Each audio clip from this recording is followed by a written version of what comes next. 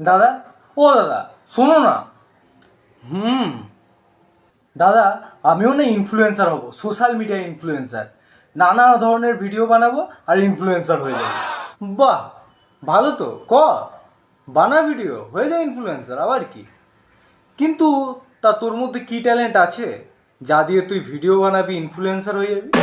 Talent দেখো, আমি গাইতে পারি, নাচতে পারি, কবিতা পাঠ করতে পারি, তারপর ওই একটু আধটু আঁকা আঁকিও করতে পারি।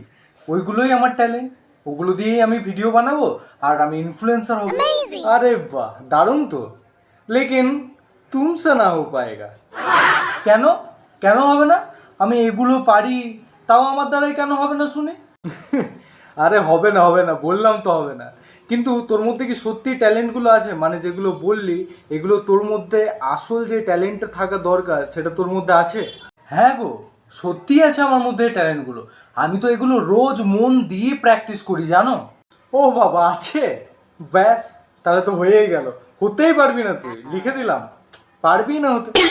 যা বাবা, কিন্তু দাদা কেন হতে পারবো না, আমাকে সেটা তো বলো। পারবি না, পারবি না।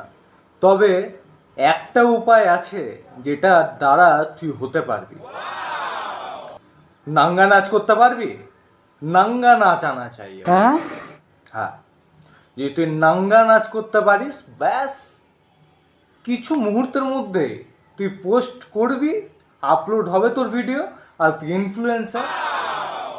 ও, তারপর তুই তো আবার ছেলে, কোনো চান্সই নেই। তুই যদি মেয়ে হতিস না, হয়ে যেত। তোর নাঙ্গা নাচ কেউ দেখবেও না। बेकार है भैया, मैं तो टूट गया।